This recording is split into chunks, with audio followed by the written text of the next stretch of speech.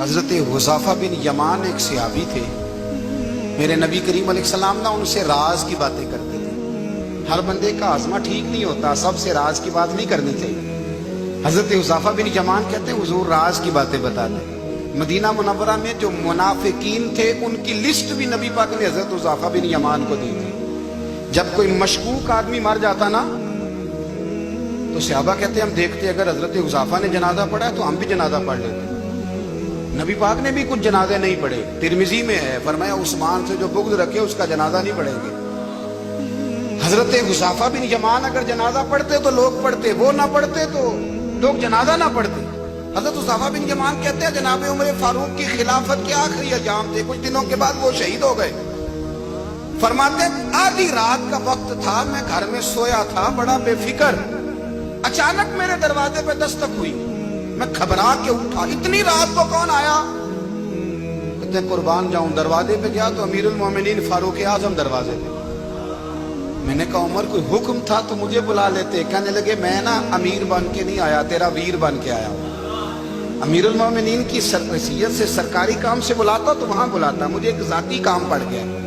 کہتے میں نے عمر کو گھر کی اندر بلا کے چارپائی پہ بٹھایا، میں نے کہا حضور میں غریب آدمی، میں کیا آپ کے کام آ سکتا ہوں؟ تو کہتے ہیں انہوں نے نا مجھے ساتھ بٹھا لیا، پھر میرا ہاتھ پکڑ لیا، کہنے لگے تو عمر کو جانتا ہے؟ عمر جھوٹ نہیں بولتا، تو جانتا ہے عمر وعدوں کا پکا ہے؟ کہا حضور جانتا ہوں۔ کہا میں اس وقت آیا ہوں جب دیکھ بھی کوئی نہیں رہا۔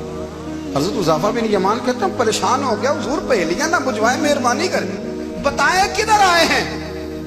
حضرت عمر فاروق فرمانے لگے 62 سال کا ہو گیا ہوں، 63 میں چل رہا ہے، داڑھی سفید ہو گئی ہے، پھل پک گیا، اٹھ فریدہ ستیا، داڑھی آ گئی پور، اگا نیڑے آ گئی، پیچھا رہ گئی دور، اب قبر اشر کا معاملہ صاف نظر آنے لگا ہے۔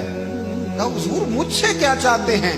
حضرت عمر رو پڑے، کہنے لگے آج میں عشاء کے بعد نکلا ہوں تو نبی پاک کے صحابہ مجھے نیک کہہ رہے تھے، پھر میں نے بچوں کی ماں سے اور بچوں سے بھی پوچھا ہے، وہ بھی مجھ سے راضی ہیں، پر حذیفہ تیرے ساتھ نبی پاک راز کی باتیں کرتے تھے، سچ بتا کہیں عمر کا نام منافقوں میں شامل تو نہیں؟ سچ بتا ان منافقین میں تو شامل نہیں، کہیں اوپر سے تو نہیں سارا کچھ؟ حضرت حذیفہ بن یمان کہتے ہیں میں باپ کے مرنے پہ اتنا نہیں رویا جتنا عمر کے سوال پہ رویا۔ میں قدموں میں بیٹھ گیا، میں نے کہا نہیں عمر یہ تو میں نے نہیں سنا، لیکن یہ میں نے نبی پاک سے ضرور سنا ہے کہ میرے بعد اگر کوئی نبی ہوتا تو عمر ابن خطاب ہوتا۔ یہ میں نے اپنے کانوں سے سنا ہے کہ عمر جس گلی سے گزرے شیطان رستہ بدل جاتا ہے۔ یہ میں نے اپنے کانوں سے سنا ہے کہ 950 سال حضرت جبریل جناب عمر کی شان بیان کریں تو پھر بھی بیان نہیں ہو سکتا، یہ میں نے ضرور سنا۔ دوستو ساری زندگی حضرت عمر نے اگر دوسروں کا محاسبہ کیا تو اپنا اور اپنے بچوں کا بھی کڑا خیال رکھا، اپنی ذات پر بڑی توجہ دی۔ جو لوگ اپنا بھول جاتے ہیں نا، ہمیں اپنی صحت کا بڑا خیال ہے لیکن اپنی روحانی زندگی کا کوئی خیال نہیں ہے، قلبی زندگی کا کوئی تصور نہیں ہے۔ آپ یقین کریں موٹا آدمی کمزور ہونے کے لیے جدوجہد کر رہا ہے، کمزور طاقتور ہونے کے لیے، لیکن جس کو کتنے دن بیت گئے اللہ رسول کی یاد میں رویا ہی نہیں، کتنے دن بیت گئے نہ سننے کو دل ہی نہیں چاہا، جسے مہینوں بیت گئے اور قرآن پاک کی طرف نظر ہی نہیں گئی، وہ فکر مند ہی نہیں۔ زندگی زندہ دلی کا نام ہے، مردہ دل کیا خاک جیا کرتے ہیں؟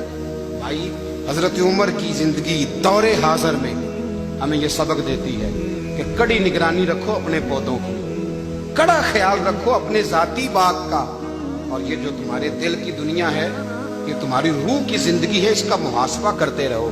نبی کریم علیہ السلام نے فرمایا اپنا حساب خود کر لو قبل اس کے کہ تمہارا حساب کیا جائے۔